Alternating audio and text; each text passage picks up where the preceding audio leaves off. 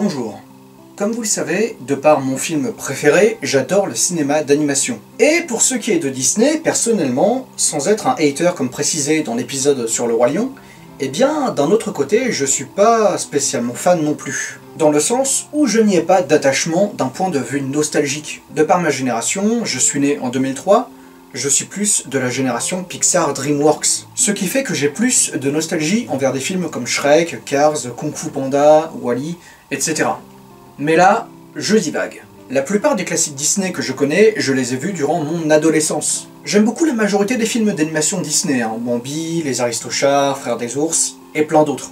Même les films avec les princesses Disney, La Petite Sirène, La Belle et la Bête, Pocahontas. Mais bon, comme bon nombre d'enfants de ma génération, ma princesse Disney du cœur, ça reste évidemment Réponse. C'est le deuxième film Disney que j'ai vu au cinéma. C'était une sortie scolaire en CE1, du haut de mes 7 ans, et c'était fabuleux. Quasiment parfait en tout, les gags, l'histoire, les chansons, les doublages. On a un film qui touche la perfection du bout des doigts. Et c'était même, je crois, la première fois que j'ai été en crush sur un personnage de film. Quoi, t'as été en crush? Sur une meuf animée? Pas sur une meuf animée, sur Réponse. Vous l'avez compris. On va parler de mon classique Disney préféré, Réponse.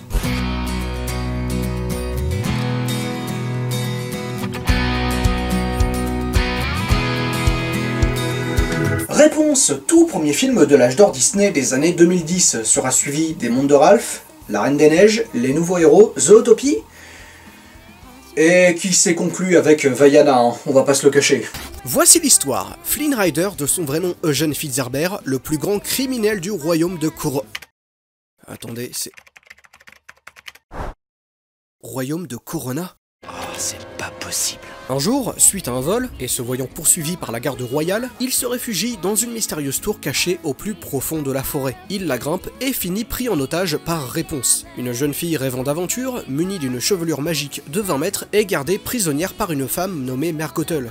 Comprenant la valeur de l'objet dérobé par Flynn, Réponse décide alors de passer un marché. S'il l'aide à réaliser son rêve, elle lui rendra son bien.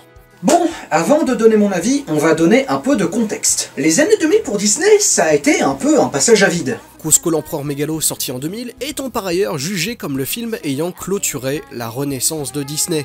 Mais pour la suite, Disney n'a pas su reproduire l'exploit de la décennie précédente. Dinosaur a rapporté de l'argent mais n'a pas mis tout le monde d'accord, Atlantide l'Empire perdu est un échec financier, Lilo et Stitch n'a pas été un très gros succès, La planète au trésor est un succès critique mais perd de l'argent, Frères des ours rapporte de l'argent mais pas assez, et surtout il y a eu La ferme se rebelle. Et là, c'est la douche froide.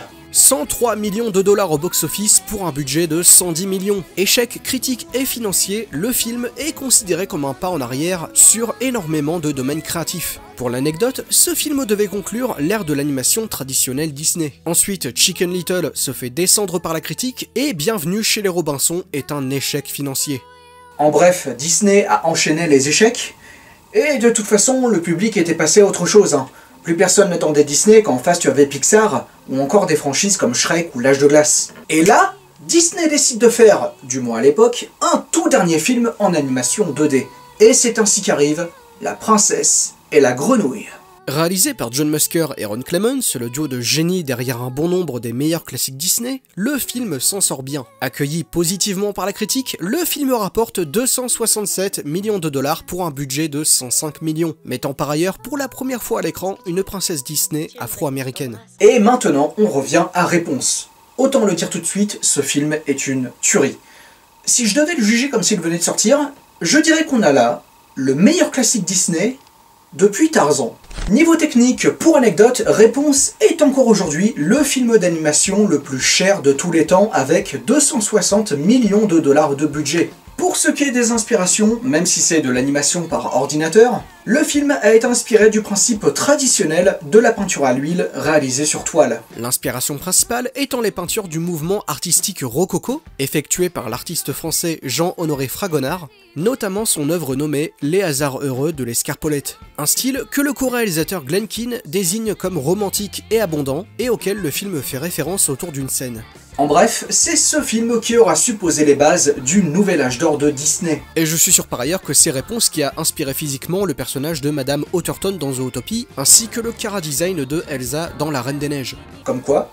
Et pour anecdote, sachez qu'on est passé tout près d'une réponse interprétée par Idina Menzel, future interprète de Elsa dans La Reine des Neiges. Ainsi, la boucle est bouclée. Musicalement parlant, on a là un style allant entre le folk rock et le médiéval, et ça, on le doit à des personnes d'exception. La bande originale de Réponse étant signée à l'écriture par Glenn Slater, parolier ayant notamment travaillé sur la version Broadway de La Petite Sirène, et composée par le génialissime Alan Menken, compositeur reconnu ayant travaillé sur bon nombre de films Disney, La Petite Sirène, Aladdin, Pocahontas, Le Bossu de Notre-Dame, Hercule et consorts. On peut notamment compter la musique Kingdom Dance, où on voit par ailleurs ce personnage jouer du violon, ce qui veut dire que la musique existe diégétiquement dans le film. Avec des chansons géniales, Où est la vraie vie qui est entraînante, J'ai un rêve qui est très drôle, Je veux y croire qui est très touchante, L'incantation de la guérison qui est exceptionnelle, ou encore N'écoute que moi, qui est très bonne aussi. Et ça va me permettre de faire la transition vers un point que l'on oublie souvent et qui fait l'une des grandes forces de Disney, ce sont ses méchants. Pour certains, parmi les meilleurs méchants du monde de l'animation hollywoodienne. On peut compter parmi les meilleurs Scar, le juge Frollo, le gouverneur Radcliffe, Shan Yu ou encore Clayton, ou d'autres plus effrayants pour les enfants comme le cocher de Pinocchio, la sorcière de Blanche-Neige ou encore Tchernagog dans Fantasia. Et ici s'ajoute Mère Gothel, par ailleurs superbement incarnée en version française par Isabelle Adjani, arrivant à jongler parfaitement entre la mère moqueuse mais aimante et la matriarche froide et possessive, qui n'hésitera pas à faire tomber le masque quand la situation lui échappera au point de ligoter Réponse et de poignarder Eugène qui était revenu l'aider. Et j'aime ça, parce que ça ajoute un sentiment d'instabilité et surtout de menace. Parce que bon, les méchants nuancés ou victimes de la société qu'on nous sert depuis quelques années là... Je ne dis pas que j'aime pas ça, hein, c'est que pour moi, ça marche tellement bien auprès du public qu'au final, tu retrouves ça un peu partout. Il y a un truc qui me surprend d'ailleurs avec la reprise de N'écoute que moi. Je veux dire, elle vient de chanter à fond les ballons, vu la position de Eugène par rapport à Réponse, il était à la fin du retour, et il a rien entendu de la chanson. Je suis sûr que chez Disney, quand un personnage chante, il doit y avoir une sorte de bulle sourde qui se crée. Et enfin, le point qui m'a fait apprécier Réponse, quand je l'ai revu avec un œil d'adulte, c'est son utilisation de la magie. La magie est ici le point de départ de l'intrigue, mais se voit amenée au second plan dans le film jusqu'à l'évasion de la taverne, davantage utilisé comme un élément pratique que comme un élément utilisé pour provoquer l'émerveillement du spectateur, dans le sens où le film ne se repose pas que sur la magie, c'est avant tout un élément déclencheur. L'intérêt premier de la magie dans ce film, ce n'est pas d'émerveiller, c'est sa praticité. Le film ne se concentre pas fondamentalement sur l'aspect magique des cheveux de Réponse, mais avant tout sur l'évolution de la relation entre Réponse et Eugène. Eugène va être l'élément déclencheur de l'évolution de l'héroïne pour finir par former une véritable histoire d'amour avec elle. Elle veut avant tout réaliser son rêve. Et c'est ça le message du film pour moi. Sois prêt à briser tes chaînes pour réaliser ton rêve. Amenant par ailleurs à une très bonne question pour les plus jeunes. C'est quoi le plus important? Ce que les gens veulent de toi? Ou ce que tu veux toi? Eugène préférera sacrifier la magie de Réponse pour la libérer de l'emprise de Gothel, ce qui révélera son vrai visage et provoquera sa perte. Apportant selon moi une deuxième lecture pour les adultes, où la magie peut presque apparaître comme une métaphore de l'addiction à la drogue, dans le sens où c'est une soif constante de magie qui l'aura amené à sa perte. Et c'est cette question du traitement de la magie qui fait que personnellement, je n'ai pas aimé La Reine des Neiges 2 et Encanto. J'ai le sentiment que La Reine des Neiges 2 ne se repose que sur l'aspect visuellement magique du pouvoir d'Elsa, au point où même Anna paraît inutile. C'est-à-dire que l'amour fraternel que l'une porte à l'autre, qui était le centre du premier film, n'apporte plus rien à l'histoire. Ce qui est paradoxal parce que l'amour fraternel est poussé encore plus loin dans ce film, ce qui fait que dans certaines scènes on se rapproche de l'inceste. Et d'un autre côté, je trouve que Encanto se repose également trop sur son visuel. C'est-à-dire que de mon point de vue, le film a un scénario cousu de fil blanc qui plus est assez maladroit dans son exécution. C'est assez paradoxal pour moi parce que je trouve le personnage de Abuela assez révélateur de ce que Disney est devenu. C'est-à-dire ne se reposer que sur la magie au point d'en oublier tout le reste. Pour vous expliquer, selon moi, la magie dans un film, c'est un peu comme le sel dans un plat. Si tu en mets un peu, le goût est meilleur, mais si on en met trop, on sent que ça et tu gâches ton plat. Donc, mettre de la magie, oui. En abuser au point de ne rien raconter ou de mal raconter, non. Et c'est par ailleurs cette obsession pour la magie qui causera la chute de Mère Gothel. Par ailleurs, la dernière source de magie provenant d'une larme de réponse semble faire référence au conte original, où l'héroïne rendait la vue à son bien-aimé en pleurant. En fait, les équipes ayant travaillé sur La Reine des Neiges 2 et Encanto n'ont simplement pas compris ce qu'était Disney. Parce que la base de Disney, contrairement à ce que beaucoup pensent, ce n'est pas la magie, c'est l'écriture des personnages. C'est voir la relation évoluer entre Belle et la Bête, c'est voir Simba assumer ses responsabilités de roi, c'est voir Dumbo gagner confiance en lui, c'est voir Mowgli et Baloo accepter qu'il est temps d'avancer, et tout ça de manière intelligente et ludique. C'est le développement de personnages qui est important ici. La magie au final, ce n'est que la récompense du spectateur quand il parvient à s'attacher au personnage et à rentrer dans le film. Et c'est ça la force de Réponse, en somme un visuel magnifique pour l'époque, sous une histoire extrêmement simple. C'est la formule Disney habituelle, mais tellement bien rythmée, drôle et touchante, qu'elle en devient géniale.